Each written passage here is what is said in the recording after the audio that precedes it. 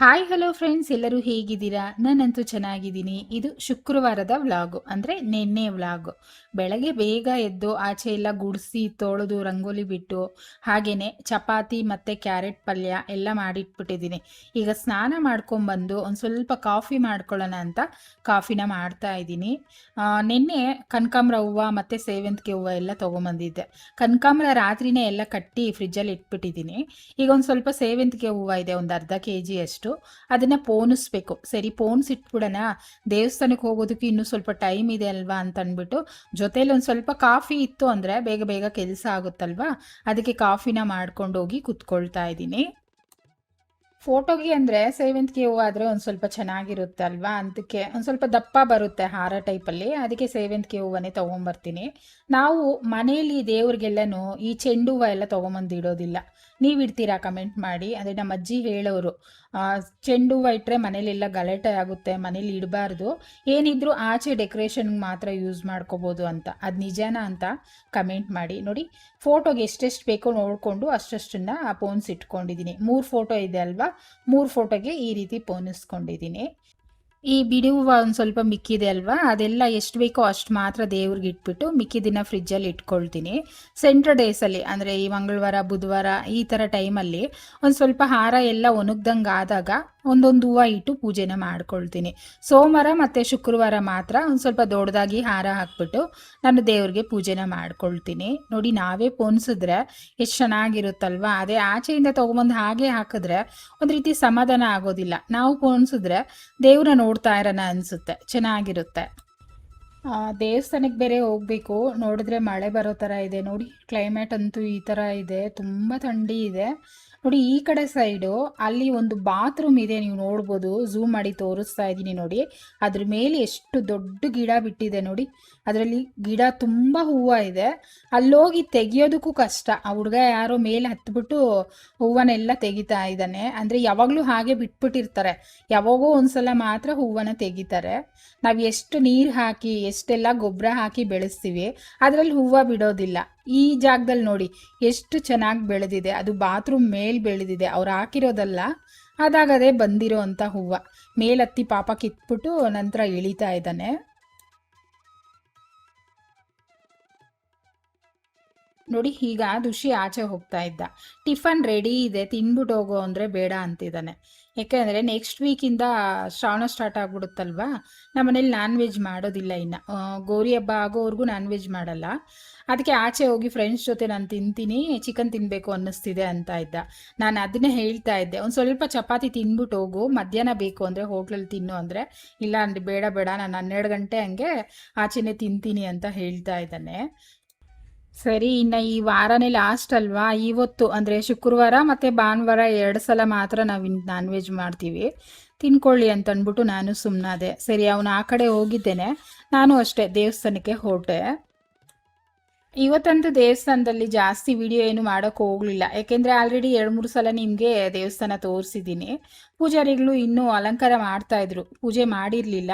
ಒಂದು ಸ್ವಲ್ಪ ತಲ್ಲೇ ಕುತ್ಕೊಂಡು ವೆಯ್ಟ್ ಮಾಡಿ ನಂತರ ಮಹಾಮಂಗಳಾರತಿ ತೊಗೊಂಡು ಮನೆಗೆ ಬಂದೆ ನಾನು. ನೋಡಿ, ಎಷ್ಟು ಚೆನ್ನಾಗಿ ಅಲಂಕಾರ ಮಾಡಿದಾರಲ್ವ. ಈಗ ಮನೇಲಿ ದೇವ್ರ ಸಾಮಾನು ಬೆಳಗ್ಬಿಟ್ಟು ಕಲಶಕ್ಕೆ ವಿಳೆದೆಲೆನ ಜೋಡಿಸ್ಕೊಳ್ತಾ ಇದ್ದೀನಿ. ಇದನ್ನೆಲ್ಲ ನೀವು ಆಲ್ರೆಡಿ ನೋಡಿದ್ದೀರಾ.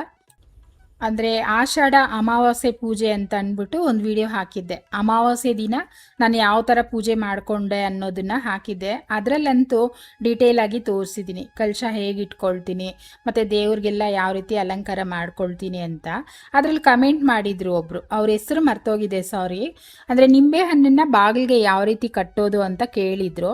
ನೆಕ್ಸ್ಟು ಶಾರ್ಟ್ಸಲ್ಲಾದರೂ ಹಾಕ್ತೀನಿ, ಇಲ್ಲ ಅಂದರೆ ಲಾಂಗ್ ವಿಡಿಯೋನಲ್ಲಾದರೂ ಹಾಕ್ತೀನಿ. ಎಲ್ಲ ಕಮೆಂಟ್ಸ್ಗೂ ಅಷ್ಟೇ ನಾನು ರಿಪ್ಲೈ ಮಾಡ್ತೀನಿ, ಅಥವಾ ವೀಡಿಯೋನಲ್ಲಾದರೂ ಯಾವ ರೀತಿ ಮಾಡೋದು ಅಂತ ತೋರಿಸ್ತಾ ಹೋಗ್ತೀನಿ.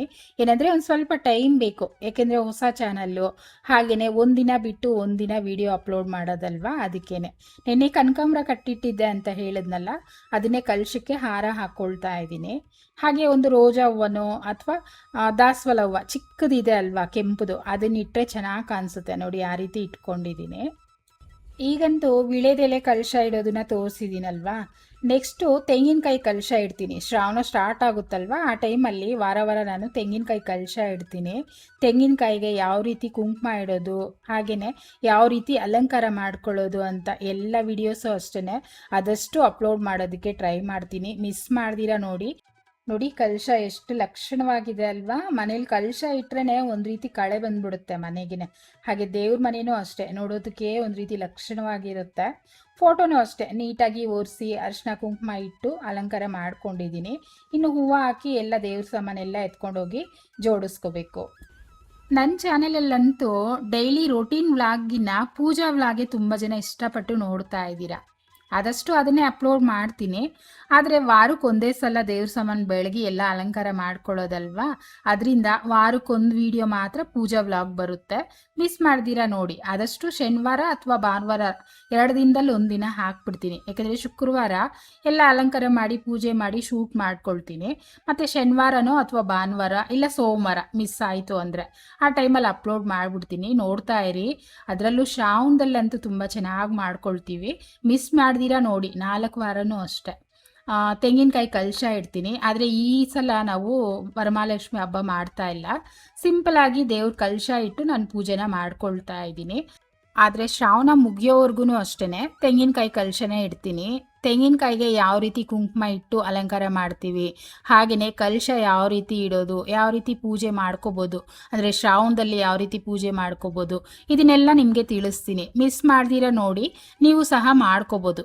ಹಾಗೆಯೇ ಗಣೇಶ ಹಬ್ಬ ಯಾವ ಥರ ಮಾಡೋದು, ಗಣೇಶನ ಯಾವ ರೀತಿ ಕೂರಿಸ್ಬೇಕು ಅದನ್ನು ವಿಡಿಯೋ ಮಾಡಿ ಹಾಕ್ತೀನಿ.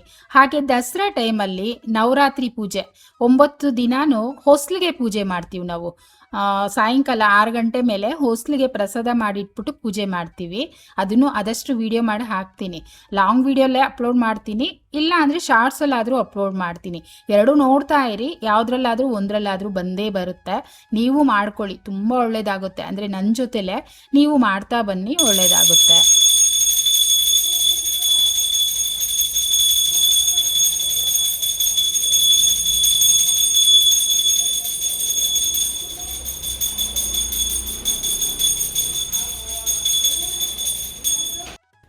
ನೋಡಿದ್ರಿ ಅಲ್ವಾ ನಾನು ಯಾವ ರೀತಿ ಪೂಜೆ ಮಾಡಿಕೊಂಡೆ ಅಂತ. ವಾರದಲ್ಲಿ ಒಂದು ಸಲನಾದರೂ ದೇವಸ್ಥಾನಕ್ಕೆ ಹೋಗಿ ಬಂದು ಮನೇಲಿ ಈ ರೀತಿ ಪೂಜೆ ಮಾಡಿಕೊಂಡ್ರೆ ಚೆನ್ನಾಗಿರುತ್ತಲ್ವಾ. ನಿಮ್ಮನೇಲೂ ಅಷ್ಟೇ ಪೂಜೆ ಆಯಿತಾ, ಹಾಗೆ ಕಾಫಿ ಆಯಿತಾ ಅಂತ ಒಂದು ಕಮೆಂಟ್ ಮಾಡಿ. ಮತ್ತು ನಾನು ಯಾವ ರೀತಿ ಪೂಜೆ ಮಾಡಿಕೊಂಡೆ, ಇಷ್ಟ ಆಯಿತಾ ಅನ್ನೋದನ್ನು ಅಷ್ಟೇ ಒಂದು ಕಮೆಂಟ್ ಮಾಡಿ ತಿಳಿಸಿ.